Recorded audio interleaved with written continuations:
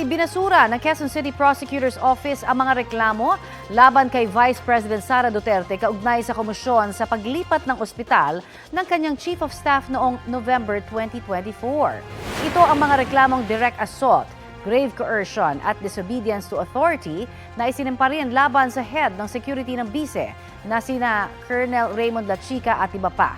Nag-ugat ito sa insidente noong November 23, 2024 kung kailan sa pilitan umanong inilipat si OVP Chief of Staff Zuleika Lopez mula sa Veterans Memorial Medical Center papunta sa isang pribadong ospital.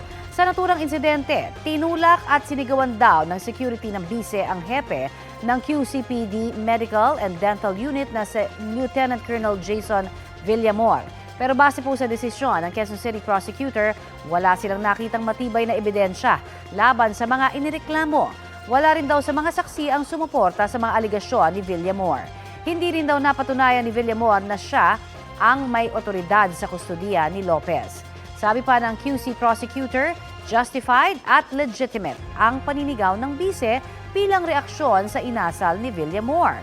Sinisikap ang kunin ng GMA Integrated News ang pahayag ni Villamor at ng QCPD, pati ang panig ng bise at iba pang inireklamo. Ngayong araw, ang cremation ng labi ng namayapang Philippine movie icon na si Gloria Romero. Bumuhos ang pagmamahal kay Miss Gloria sa necrological services kagabi. Kabilang sa mga nagbigay ng eulogy ang kanyang nag-iisang anak at apo. Gayon din ang ilang nakasama niya sa showbiz, gaya ni Ami Perez.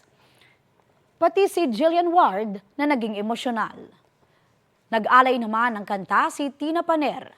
Nagbigay rin ng pagpupugay si GMA Entertainment Group Senior Vice President Lilibet Razonable. Yung time that she spent with us sa maraming hit programs, of course, very thankful tayo. Kung ano yung nakikita natin kay Tita Glo na very calm and very poised and very elegant, ganun din siya behind the camera.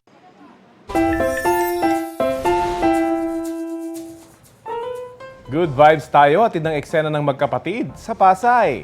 May humahamon daw yata sa stunts ni Lolong. Eto na, lights, camera, overacting!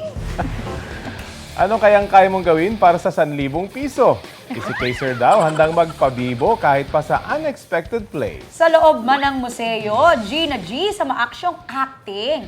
Todo project na nga, sinamahan pa ng tumbling. Feel na feel nga ang animations ng dinosaur sa background bilang bida sa dramatic part. Kaya deserve ang cash reward mula sa kapatid, pati ang 1.1 million views.